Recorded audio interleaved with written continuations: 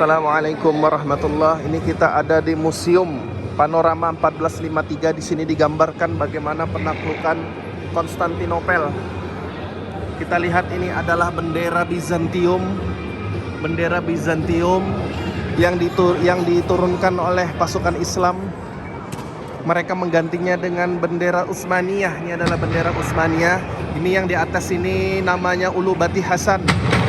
Dialah orang pertama yang menancapkan bendera Utsmaniyah di atas gerbang Bizantium. Ini tembok kota Konstantinopel yang hancur digempur oleh meriam-meriam dari Sultan Muhammad Al-Fatih. Ini adalah para pasukan Sultan Muhammad Al-Fatih. Sangat banyak yang syahid. Lihat, mereka mencoba untuk menaiki tembok-tembok dengan tangga. Masya Allah, bersemangat mewujudkan bisyarah Rasulullah SAW. La tuftahannal Konstantiniyah. Rasulullah mengatakan bahwa sebaik-baik amir yang menaklukkan Konstantinopel adalah amirnya, dan sebaik-baik pasukan yang menaklukkannya adalah pasukan penakluknya. Inilah yang membuat mereka sangat bersemangat sekali ingin menaklukkan. Lihat, ini pasukan Islam memanjat, disimbur dengan api dari atas oleh pasukan musuh. Masya Allah. Nah, ini adalah pasukan penggali. Jadi mereka mencoba menggali dari bawah, dari sini, untuk bisa menembus pertahanan kota. Tapi sayang sekali ketika mereka berhasil menggali ke bawah, diketahui oleh pasukan Bizantium. Akhirnya lubang-lubang galian mereka disiram oleh air, sehingga mereka tidak selamat berada di dalam tanah. Yang akhirnya membuat Sultan Muhammad Al-Fatih tidak lagi menggunakan teknik penggalian ketika ingin menaklukkan kota. Nah, ini adalah para penggali. Di sini para pasukan pemanjat. Nah, ini pasukan pemanjat yang menggunakan menara-menara kayu. Ini menggunakan menara-menara kayu dibakar oleh pasukan musuh. Masya Allah. Ini adalah para pasukan menara, pasukan meriam yang siang hari malam menggempur tembok kota dengan meriam-meriamnya.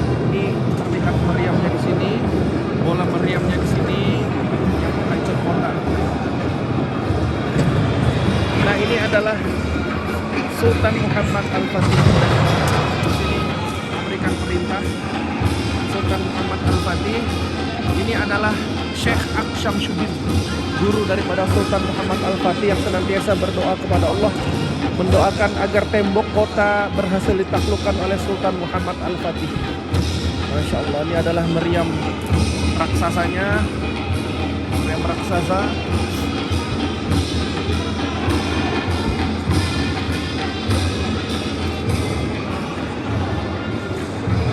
Ini adalah Ulubati Hasan. Ya, ini lambang bendera Kekaisaran Bizantium yang akhirnya dihancurkan. Masya Allah.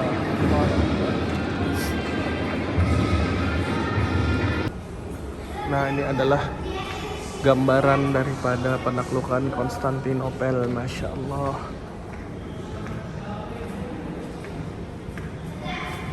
Nah, ini anu Mekah. Apa? Gambaran Mekah.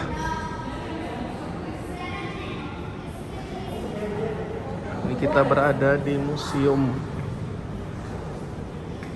Panorama 1453.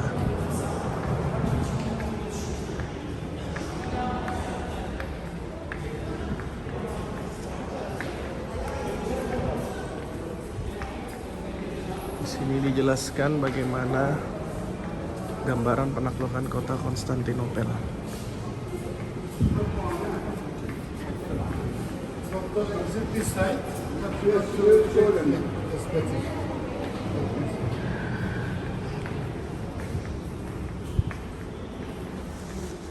ini gambarannya penaklukan Konstantinopel.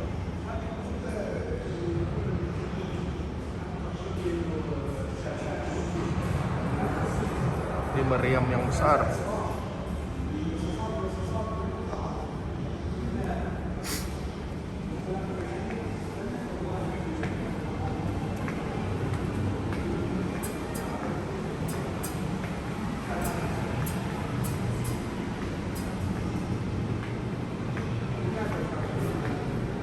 adalah baju Sultan Muhammad Al-Fatih. Ini adalah coretan-coretan Sultan Muhammad Al-Fatih ketika kecil.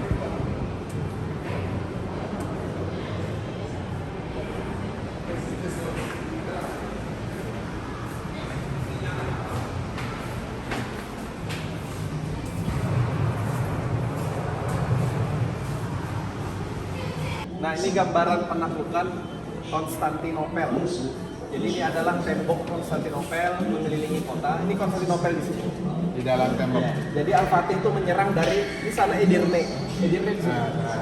Menyerang ke sini, dikepung. Nah, ini pengepungannya nih. Sistem pengepungannya. Di sini tendanya Sultan di sini. Ini tendanya Sultan. Sekarang kita berdiri ini ya. Iya, tempat museum ini. 1453 Ini tendanya. Terus ini para wazirnya ini, Ishak Pasha dan Mahmud Pasha berdiri di sini. Berdiri di sini. Terus di sini ada Halil Pasha, pasukannya Halil Pasha ada di sini. Terus sini ada pasukan Zaganos Pasha ada di sini.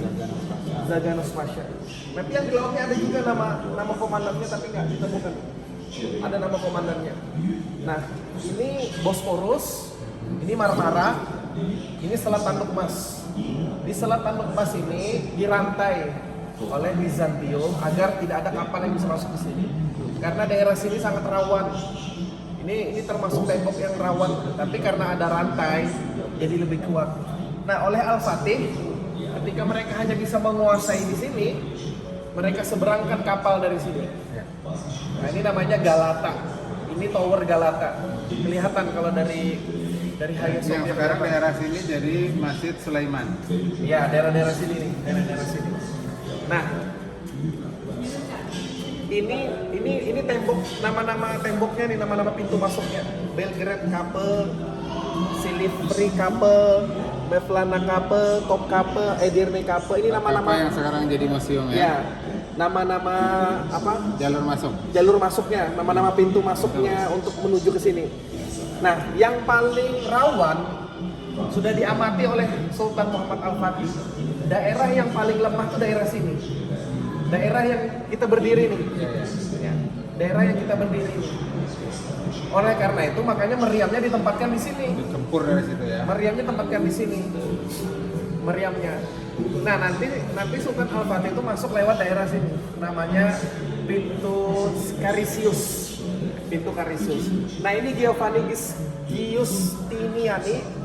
Nah, ini adalah komandannya Bizantium pada saat penaklukan. Dia yang mengatur pasukan Bizantium untuk mempertahankan tembok ini.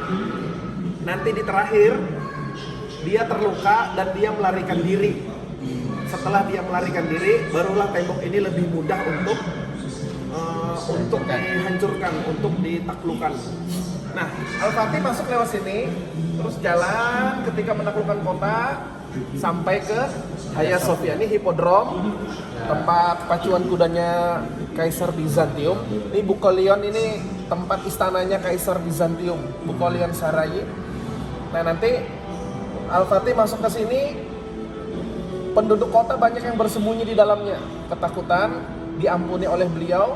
Terus Hagia Sophia diubah menjadi masjid. Sejak saat itu Konstantinopel diganti oleh Al-Fatih namanya menjadi Islambul, yang artinya kota Islam yang sampai sekarang dikenal dengan sebutan Istanbul. Nah, waktu kapal Al-Fatih melewati ini digempur, di sana digempur juga. Ya. Mana yang duluan runtuh? Sebelah sini? Daerah sini. Oh, daerah sini nanti ya, lubangnya nanti daerah sini. Lubangnya. Jadi dia nembak kecil-kecil dulu, baru nembak besar. Nembak kecil-kecil dulu, baru nembak yang besar. Meriamnya. Nah, sebenarnya seandainya nggak ada meriam ini nggak akan pernah bisa tembus. Karena udah ratusan kali dicoba oleh beberapa negara, tidak ada yang pernah tembus, termasuk pasukan Muawiyah, terus pasukan Sulaiman bin Abdul Malik, terus pasukan Sultan Bayezid Yildirim pernah juga. Ayah Al-Fatih pernah juga ngepung, Sultan Murad II gagal juga. Sampai pada akhirnya Muhammad Al-Fatih. Nah, makanya beliau membawa meriam yang banyak, termasuk meriam yang besar ini. Kalau ini bagian paling lemah, kenapa Al-Fatih harus melayarkan Ini kapalnya? ketika kapal masuk sini, mental mereka ini jatuh. Mereka ini sudah berhari-hari digempur. Mereka tambah semangat karena melihat pasukan Al-Fatih gagal kan? Gagal. Bahkan ini Khalil Pasha nyuruh mundur, udah gini kita mundur aja karena pasukan udah banyak yang mati. Dan Kaisar nawarin upeti, kalian pulang aja, nanti kami bayar upeti tiap tahun. Tapi Sultan menolak, menyerah. Nah pada saat pasukan Al-Fatih sudah mulai kendor semangatnya, ketika ini berhasil masuk sini, orang-orang kota ini kaget dan pasukan Bizantium ini semakin jatuh, down, mentalnya jatuh, melihat mereka nggak menyangka. Nah sejak saat itu pasukan Muhammad Al-Fatih kembali naik semangatnya karena melihat mereka sudah mulai panik melihat ada kapal ada di sini. Ini kan nggak disangka nih, nggak mereka sangka ada kapal di sini, ada kapal di sini. Ya, terima kasih penjelasannya.